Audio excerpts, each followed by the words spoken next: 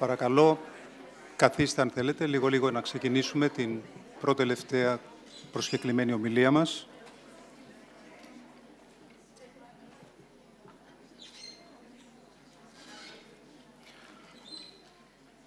Ωραία. Για λόγους ευγενίας θα απευθύνω την πρόσκληση στα αγγλικά, για να είμαστε καθόλου εντάξει και με τη γλώσσα. Ladies and gentlemen, it is my pleasure to introduce Professor Paul Lesseman, a distinguished scholar in the field of education. Since 2003, he is full professor of education, in particular learning difficulties and school problems of low-income and minority children at Utrecht University. Professor Lesseman's extensive career has been marked by his significant contributions to research and policy in these areas. His expertise is evident in the numerous publications and his involvement in various national and international research projects. To mention some of them, he was scientific coordinator of the Dutch national cohort study Pre-Cool regarding the long-term effects of early childhood care and education on children's development and school achievement, as well as the international European large-scale projects called CARE project under the FP7 funding scheme and the iSotis project under the Horizon 2020 funding scheme. Professor Lesseman's insights on emergent literacy, bilingual development, and the efficacy of preschool education programs are invaluable to the academic community and policymakers alike. Just to mention that lately, he is the major advisor of UNESCO on curriculum and pedagogy on early childhood education and care since 2022. Please, Paul, welcome, and the stage is yours.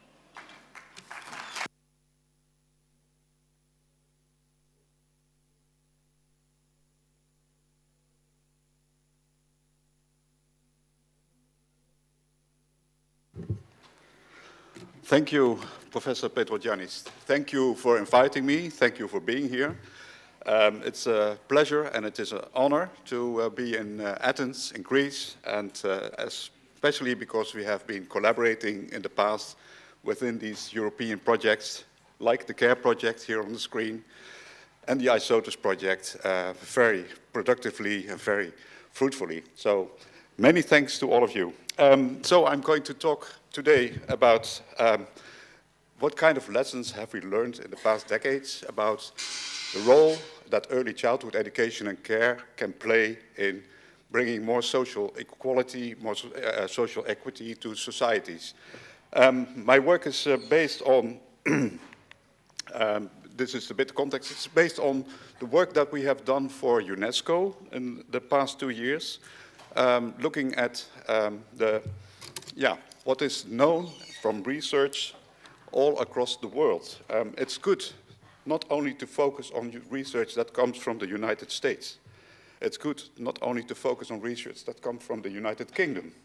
It is very good to also include research that comes from areas like Asia, Africa, the Middle East, and South America.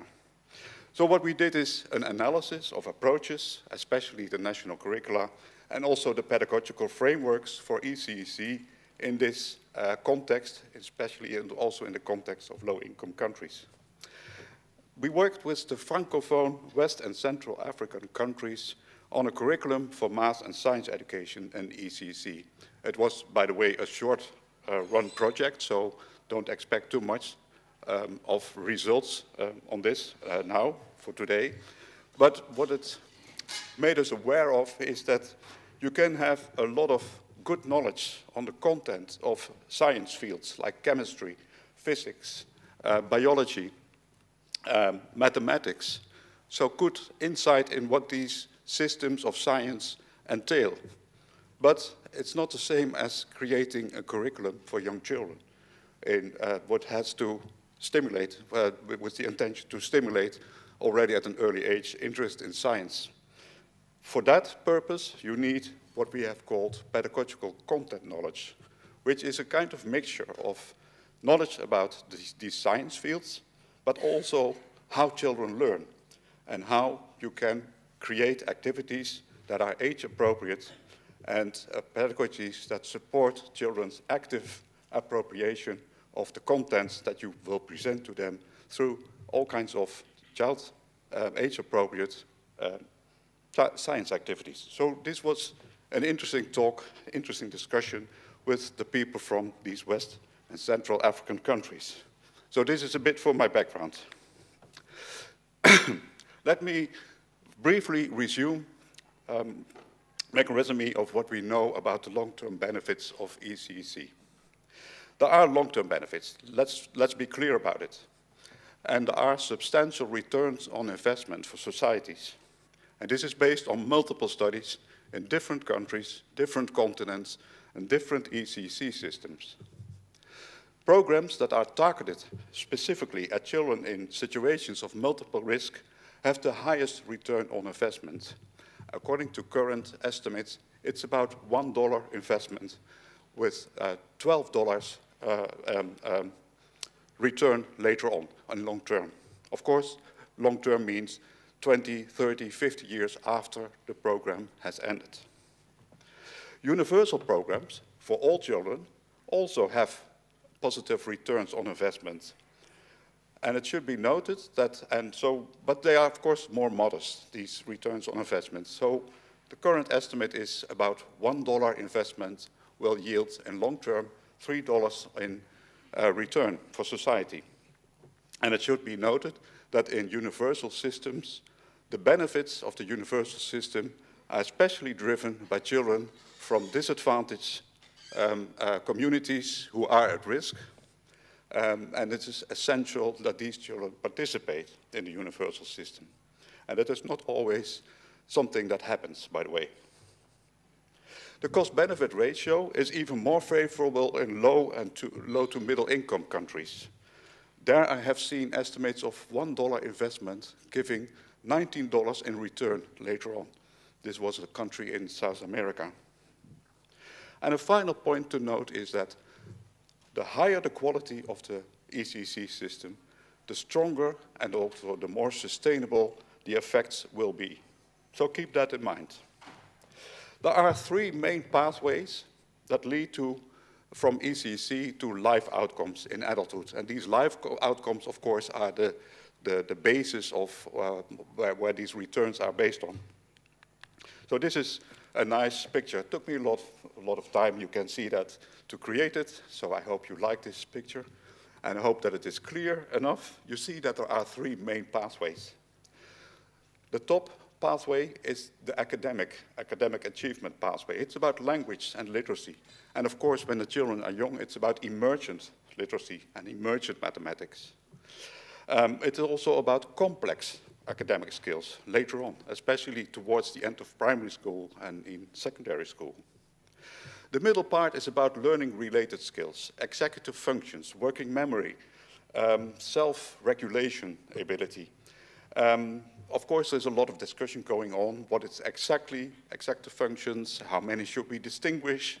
I'm going to refrain from discussing this in detail, but there is something here, like being able to shift, being able to update, being able to self-regulate your behavior, which is important. And it becomes even more important in due time when the emphasis on independent work in school classes is increasing, when you are in adolescence and there are all kinds of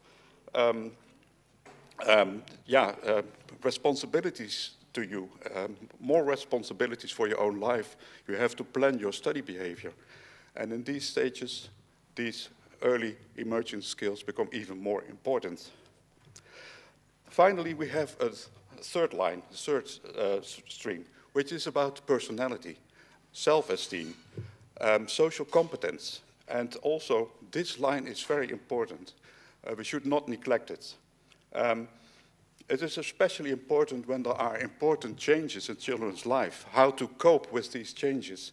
For instance, when there is a transition from pre-primary to primary school, There is a lot of evidence showing that children who have a good self-esteem, believe in themselves as good academics, are better adapted to these changes and better, let's say, succeed after the transition than children who have low self-esteem. So these are important. So these are the three main lines and the important, so how they interact in the development, leading to life outcomes such as higher income, less dependent on social security, better health, better marriages, and so forth and so on. So you can't name it. So many. So, and of course, especially the middle part and the lower part of this scheme are nowadays very in focus, referred to as social and emotional learning.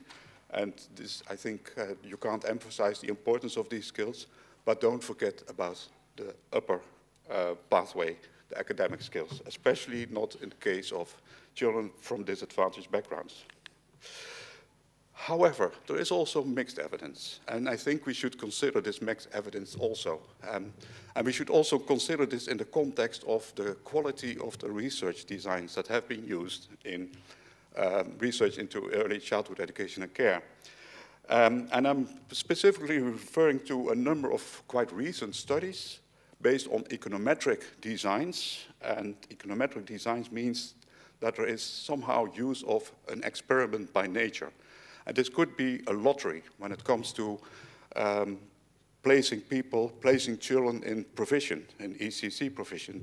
If it is based on a lottery, it's kind of quasi-random. It can also be the introduction of a policy measure from one year to another year. And then you can compare children who were close to that one, close to the introduction date and children just after the introduction date. So this is a typical, what they call regression discontinuity design in econometrics.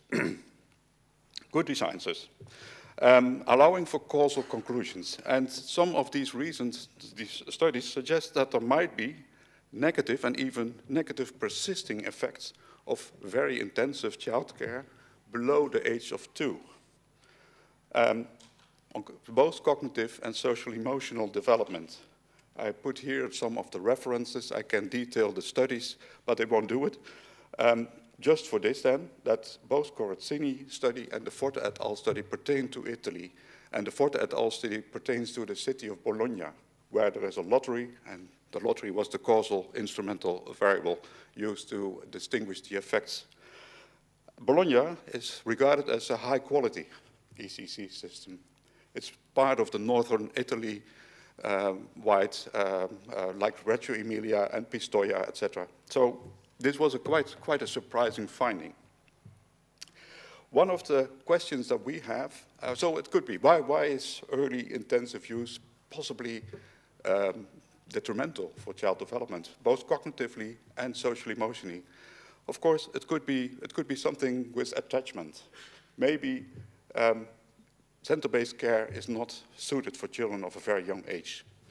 It could also be that early ECC has received limited attention with regard to what to do with the children. So with regard to what I will later call the curriculum, what kind of activities.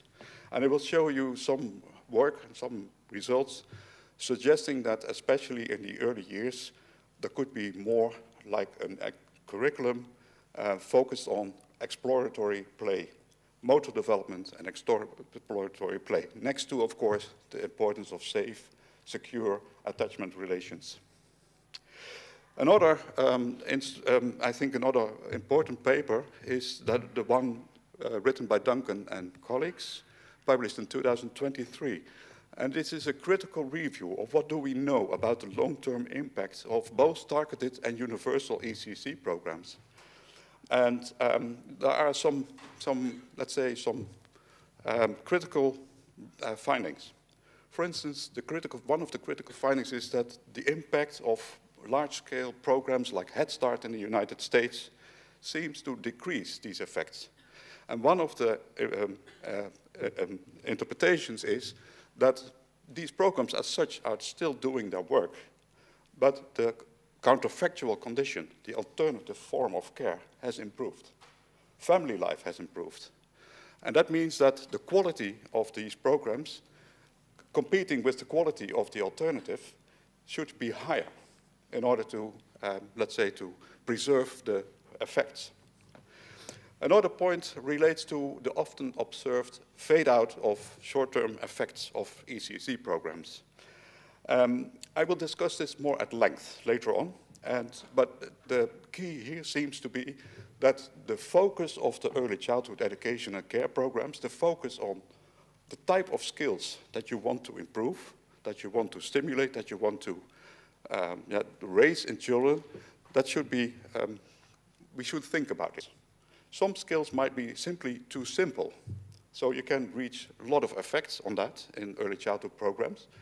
But as soon as the control group is also entering the primary school, the gap is very quickly closed, and that leads to the observed fade-out. Do you agree with that? Or, well, you can ask me later on also to explain it more. So, we know that quality matters, but what do we understand by quality? First of all, quality is certainly a multifaceted concept. And for now, for this purpose, I think we should at least distinguish two aspects, curriculum and process. And following Birchenall, I would define quality as the product of curriculum and process. Process quality is clear. That refers to the interactions that children have, to the quality, especially the emotional quality of the interactions and the relationships, and the support provided to children's autonomy, personal development, etc. It also refers to the educational, to the cognitive development and learning stimulating aspects of the interactions and the teacher guidance, the scaffolding provided, and the language modeling provided to children. So that is process quality, usually the focus of many studies on ECC. But there is also curriculum quality. And the curriculum quality is about the contents of the activities, the contents of the play activities that are designed and guided in a certain way. It's about the type of knowledge, and that could be very cultural, localized cultural knowledge, the attitudes, values, and skills that are promoted through these activities. It's about the experiences provided to children. So what can they experience? How are the different developmental and learning goals reached in each domain? This is curriculum quality, and my point here is they are both equally important to have the quality concept clear. So, this is quality, curriculum times process, but of course this type of quality, curriculum and process, should be facilitated by structural quality characteristics like the group size, the teacher training, and many other aspects. And also, as I will refer to later, there is something like system quality. Especially systems that are split have some troubles in continuing the quality between the different subsystems of the whole system. I will illustrate that later on. But for now, I leave it here. So let me talk a bit about the Dutch preschool study, also already referred to by Professor Peter Jannis. This is one of our big projects of the past years.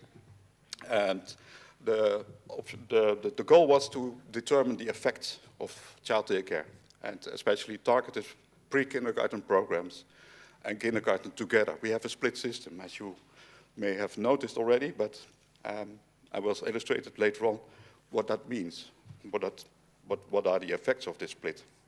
So this was our option. So you see briefly the design of the study. The blue part is about the ECC system. The light blue part is retrospectively reconstructed, so the period before age 2. Age 2 was the starting age. And then the orange part is primary school, and we did a lot of measures. We took a lot of measures in primary school for the follow-up, but I'm not going to detail that here today. So let me first talk a bit about what we did in terms of quality. We observed quality. We asked teachers to report about quality, especially structural quality, but also about the implemented curriculum.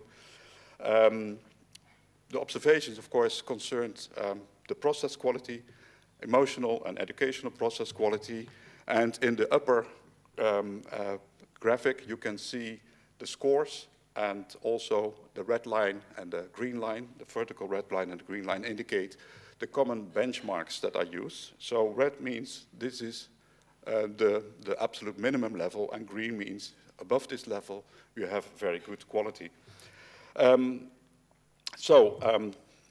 This is what we observed. So also curriculum activities like pre-mathematics, literacy, language, particular language activities, etc. And of course also the types of play where we investigated how much this was provided to children.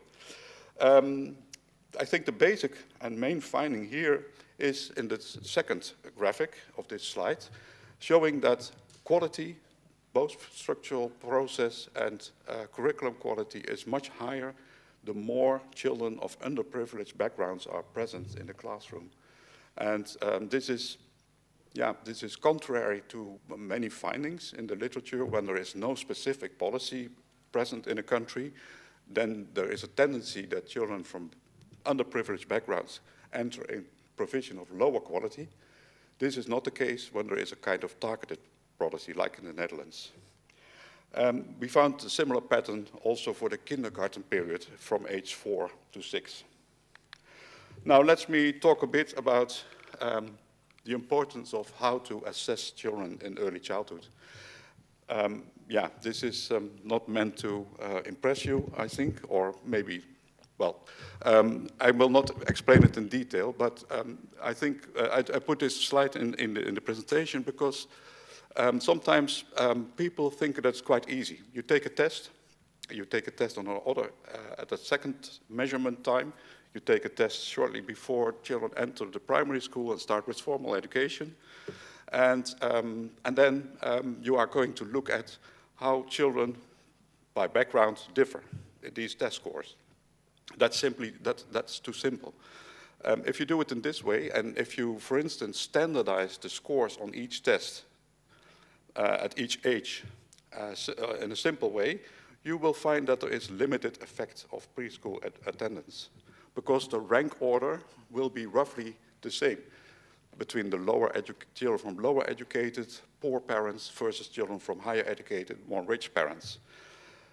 So that's why you need a kind of approach in which you can measure the skill that develops, and which you can also see that maybe the rank order is not changed fundamentally over time. The actual distance in terms of skill is decreasing. That's the importance of having good measurements, equivalent across ages, which you can model on a latent scale, as we did in our study. I hope this is sufficient for now for the explanation, but I think it's very important to be aware of how you measure things. And there is a difference between standardization versus looking into the actual skill development. So what did we find? Do children catch up before they enter grade 1 of the primary school and start with formal education?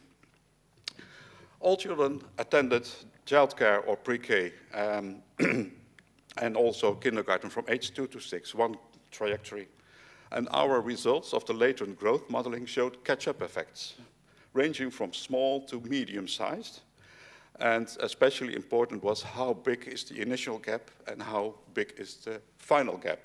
And we saw a reduction of the gaps by 50 to 70%, which is quite substantial. We found the largest effect on vocabulary and selective attention. Selective attention is actually a kind of basic measure of executive functions.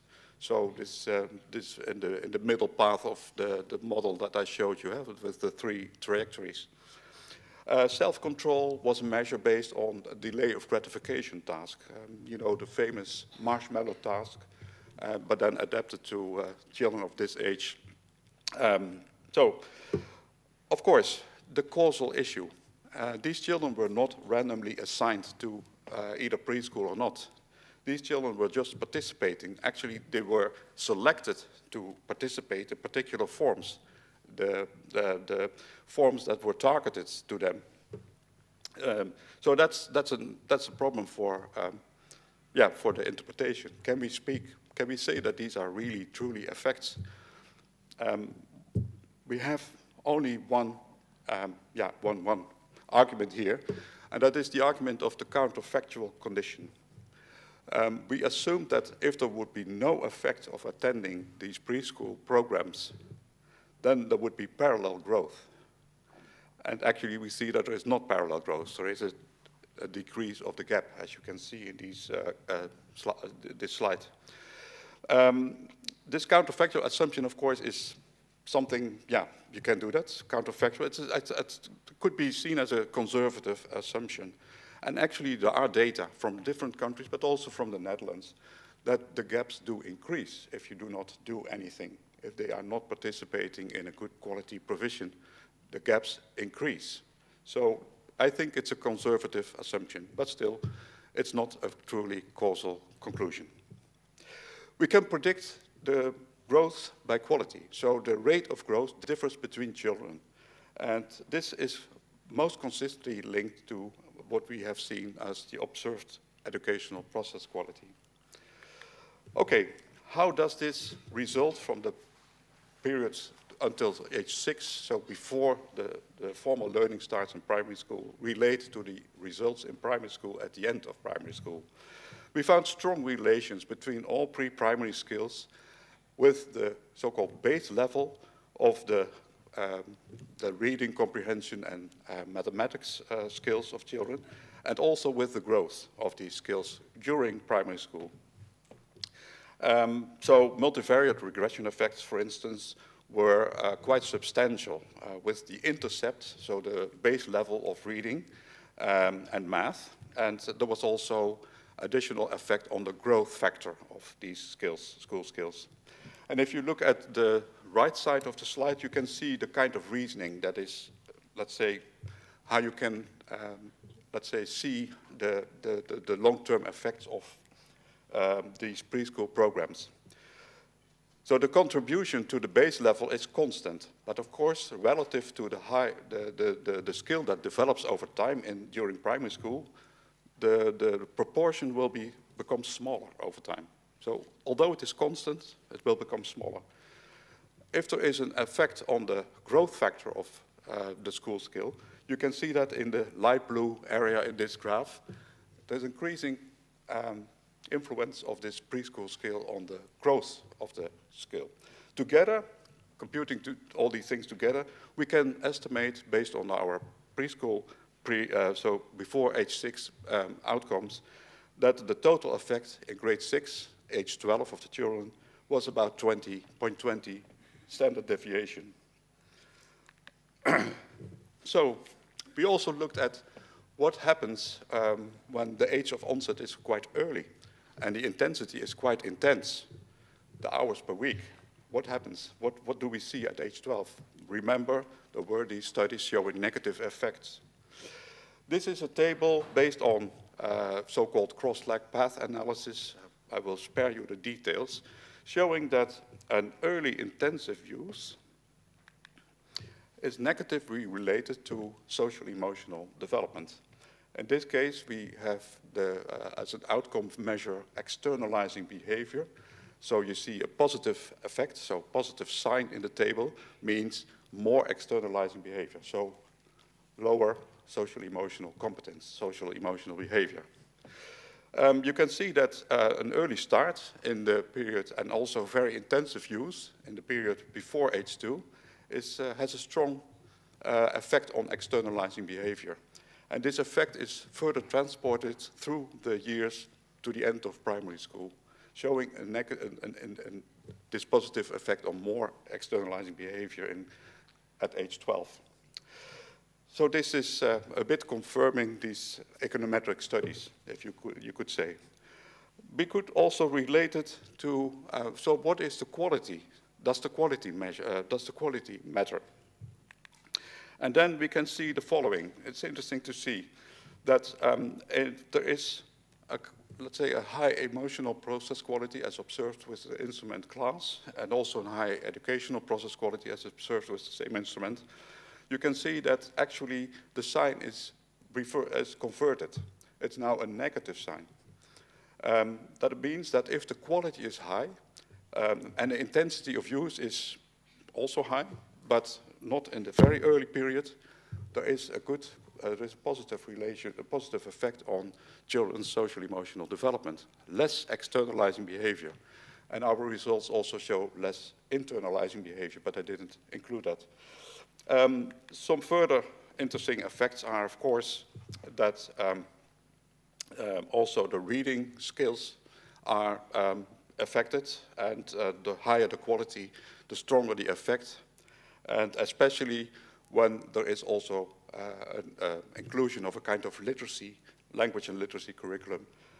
You can see that there are quite substantial effects on age 12 reading comprehension skills.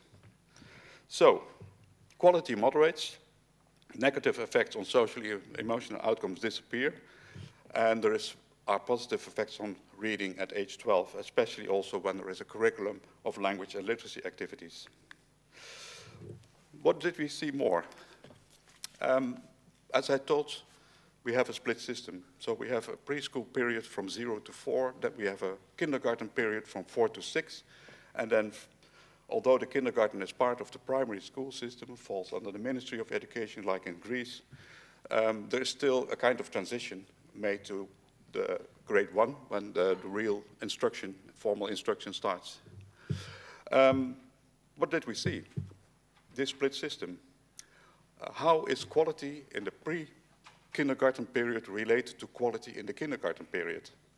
And as you can see in this table, this is just based on the median split. So we have 50% low, 50% high quality. We could use different benchmarks, by the way, but just for now.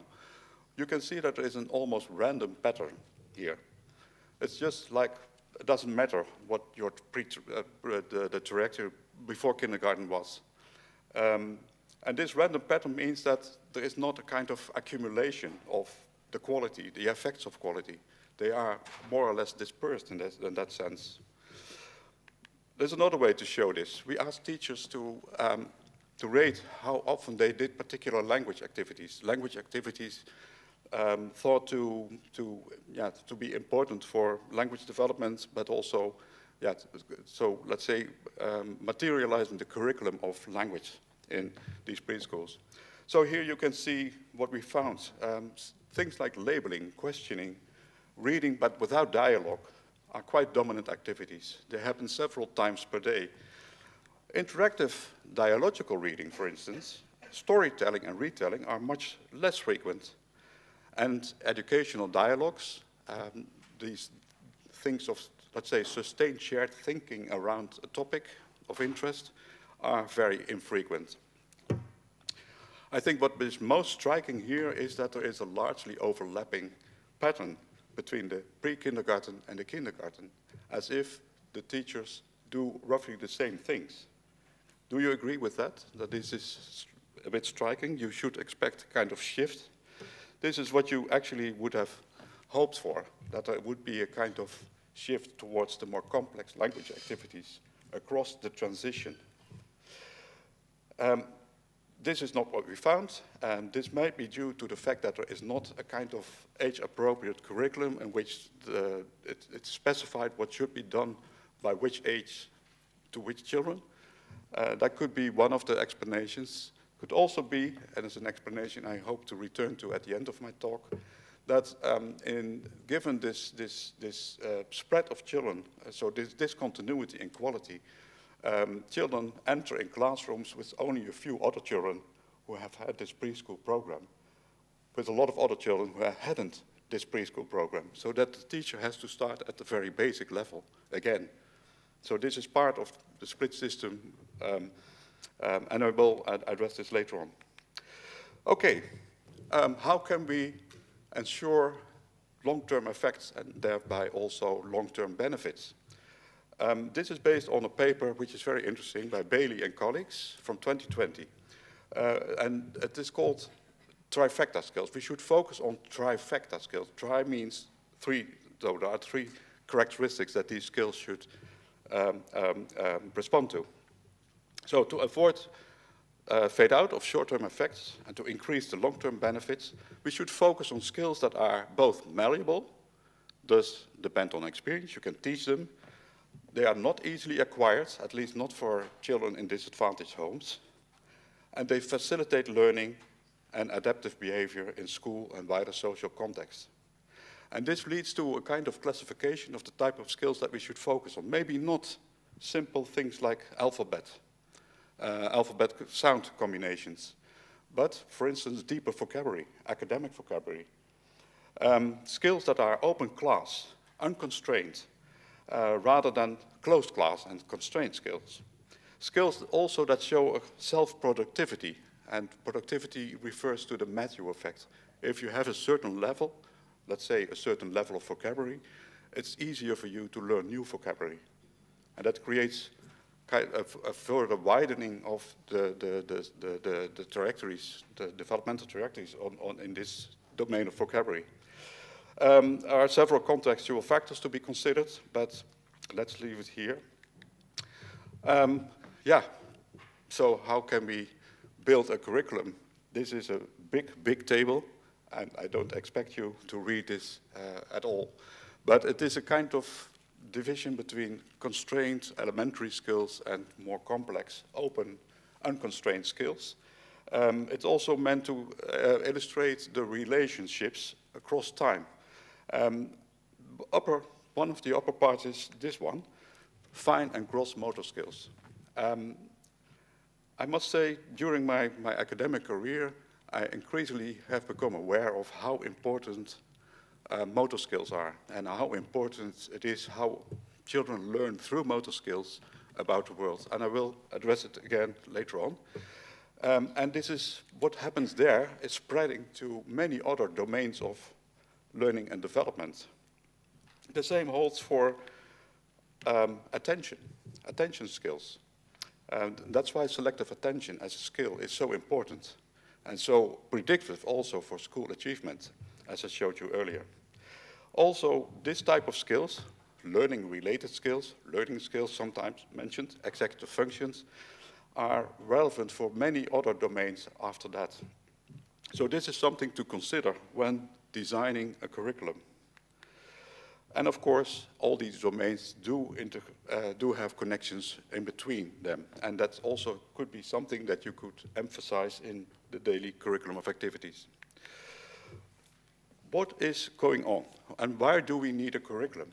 We do need a curriculum because from elementary skills to more complex skills, there need to be a kind of trajectory that need to be supported. And if we think of skills in terms of built from elementary skills, so complex skills are built from elementary skills, complex skills reflect a kind of hierarchical integration of the more elementary skills. Curriculum is meant to support this transition from elementary to complex. So in learning complex skills, reading, math, science, problem solving, brain circuits that carry earlier acquired simple skills are massively reused. This is a recent insight. It's not like new structure, but it is using old structure in new combinations in a hierarchical way. So there are different ways how this is phrased. For instance, Anderson uses the term massive reuse. De Hane talks about massive redeployment. Kurt Fischer, developmental psychologist, talks about hierarchical developmental web.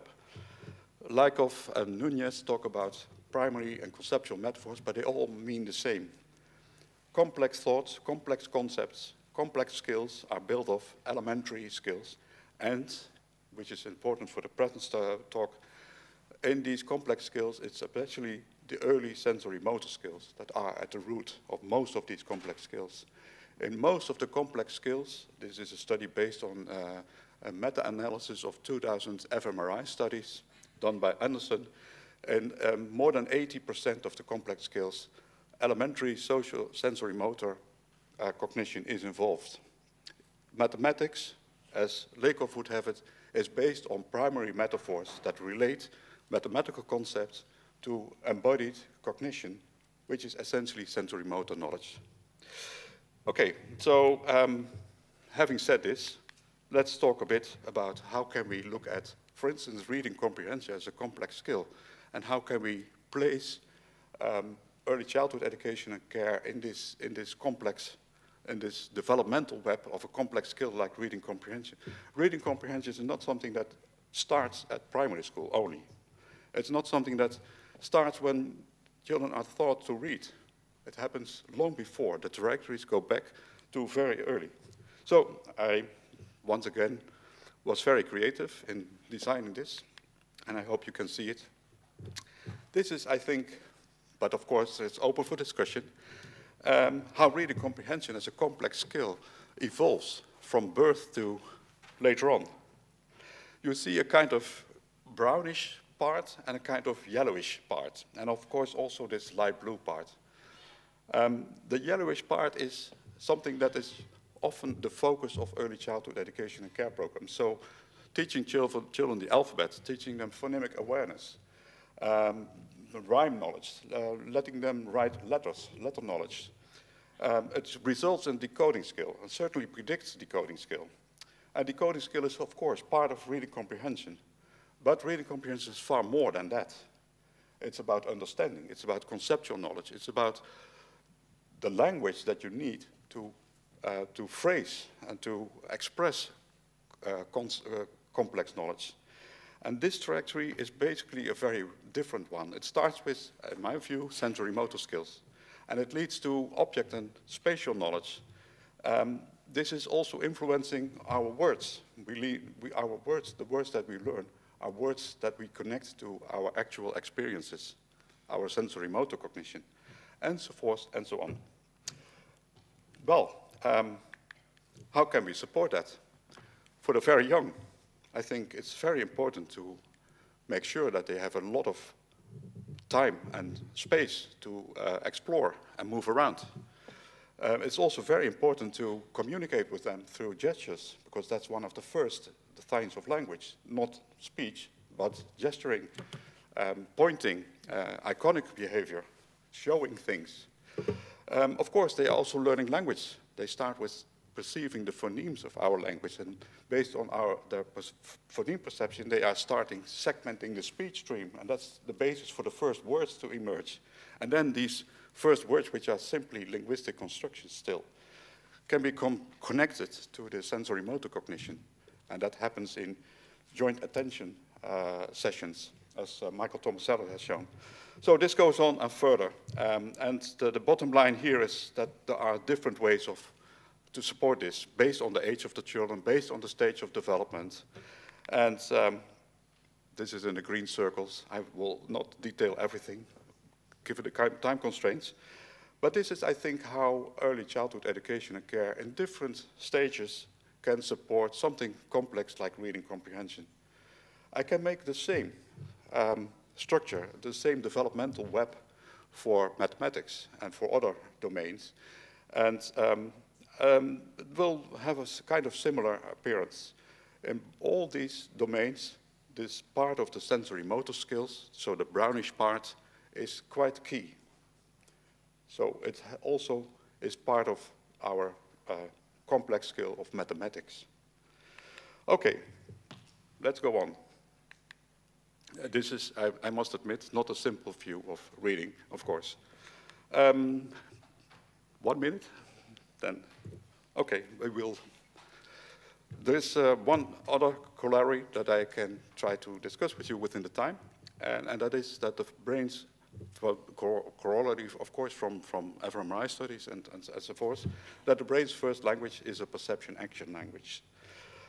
It's about graspability, throwability, climbability, rather than size, weight, height, and slope, which are concepts required later. And these concepts, of course, are inscribed on or mapped onto these early sensory motor concepts, and then still inherit at least part of their meaning from the action-oriented first language of the brain. So I will end because of the time, and I had too many slides, I think, but okay, I hope that this is still good enough for you. With a small-scale study that we conducted in the Netherlands on fine and gross motor exploration in infant care. It's about 162 episodes of video that we coded, and these videos were coded in 52 classrooms. We took measures at the episode level, what is the kind of activity that the children are doing, but also how is their well-being and engagement. And I think the results of this study pertain to the importance of exploratory play by children, also from the perspective of how children engage with that. Also classroom level measures, but I will not detail it too much. So this is what we found. We found, and we used the famous and well-known Leuven scales from Lavers to code for well-being and engagement. And we found that well-being and especially engagement are highest when children are exploring, are basically with fine and gross motor exploratory activities involved, and lowest, of course, during well-being. The lowest during care routines and when there is not a specific activity.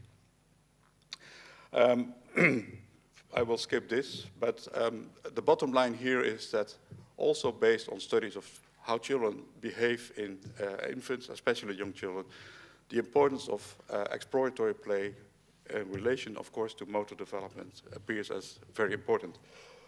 Okay, I have to stop here because of the time, and my apologies for being too long on the first part of the talk. I would like to switch to the final conclusions, but maybe 5 minutes more. Well, let's. You can see that I have a lot of. I will skip to the conclusions because this is, I think, one of the points. We have talked about the importance of designing a good curriculum, of having good process quality, etc. We talked about targeted programs being more effective in terms of, let's say, the cost and benefit ratio versus universal programs. But there is something like fade out, and fade out can be related to the focus of the programs. So the recommendation is to focus on skills that have this deeper, enduring importance for further learning. But they can also be related to something quite different, which has to do with how many children from a particular targeted program or another program enter into the same classroom in the primary school. And this is a very important piece of evidence, which is very recent, showing that if children were randomly assigned to either a preschool program or not, and then randomly designed to be in a classroom with few versus many children with the same preschool program, it matters a lot for the fade-out effect. Fade-out disappears completely, and actually the effects are sustained and even increased when children are in a classroom with many other children who had the same preschool program. I think this is a very important evidence, and it relates also to debates about, well, targeted seems good because you can allocate higher quality for those who need it most.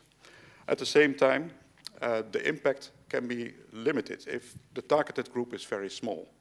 And with impact for society as a whole, you need to have a kind of multiplication of the numbers of children that you will reach, and the expected returns that you can see. So I have here a number of graphs on the right side.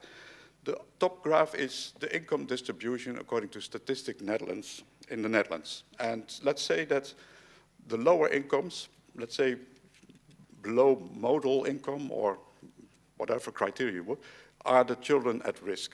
They are relatively poor. And you can see that a number of children are very poor. That's the left tail of the distribution.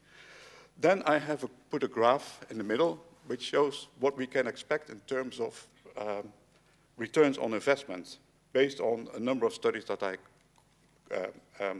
for instance, the $1 gives $12 in long term is based on the targeted preschool programs like Perry Preschool.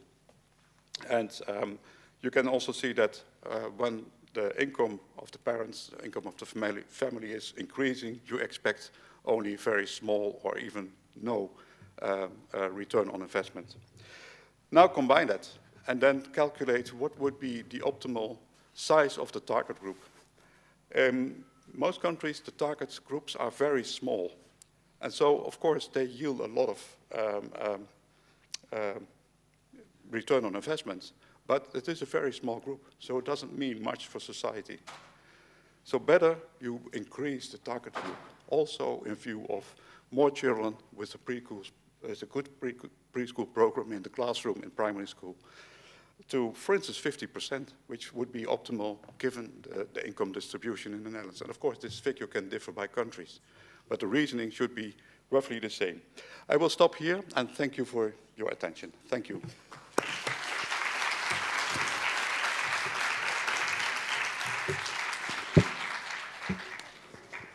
Thank you, Professor Lesseman. Thank you, Paul.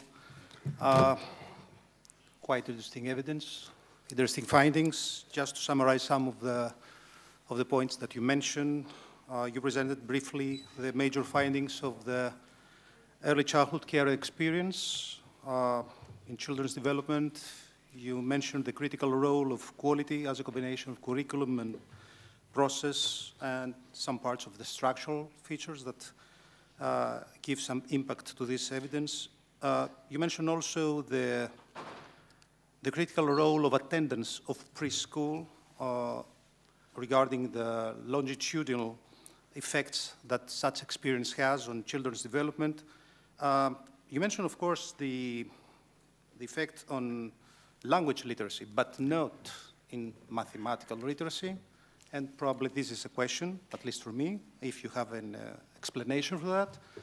Although, in your speech, you mentioned that you mentioned the critical role of sensory motor cognition, which is built especially in the early stages of development during the early childhood and care and education experience. So maybe there is a connection there regarding the system of the country.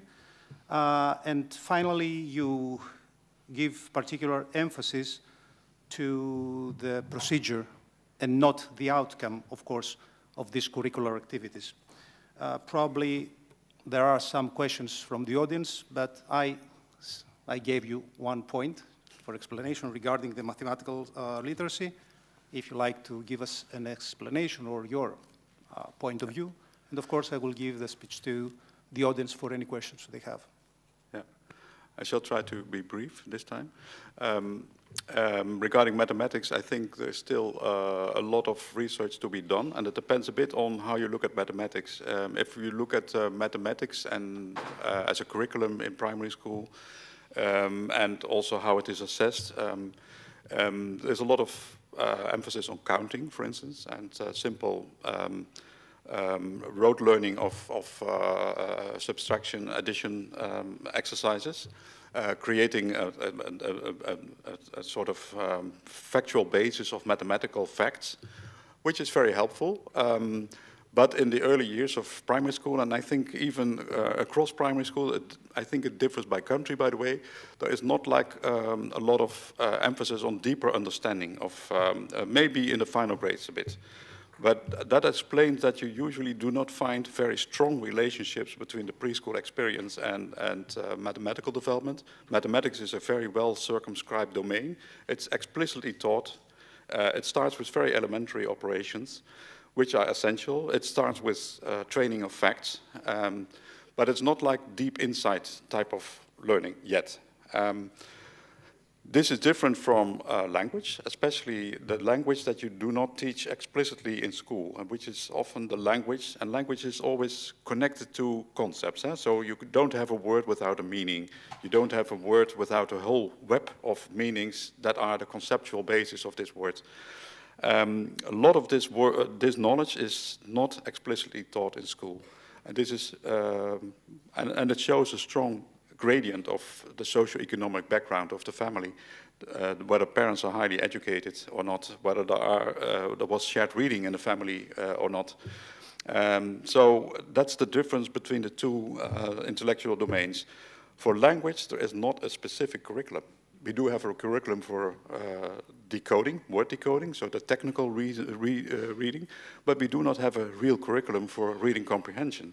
We don't have a curriculum for knowledge that comes with the vocabulary, especially the deep vocabulary, the deep concepts, the difficult concepts, which I termed sometimes academic language, And that's, I think, one of the worries that I have, that preschool programs and also, of course, primary school programs do not sufficiently teach children the knowledge behind everything, so the rich knowledge that is needed to understand later on reading text. Thank you. Ερώτηση από το κοινό, γιατί σε ένα λεπτό πρέπει να κλείσουμε για τους επόμενους. Υπάρχει κάποια ερώτηση, αν επιθυμεί κάποιος να ρωτήσει απευθείας ή να τη μεταφράσω. Δεν βλέπω κάτι. Okay. Paul? No question. I think you were very clear to the audience. And I can imagine that it's late. The importance of your speech. And I'm very grateful for you, for your attention, and well, maybe we have some contact later on. Thank you very much.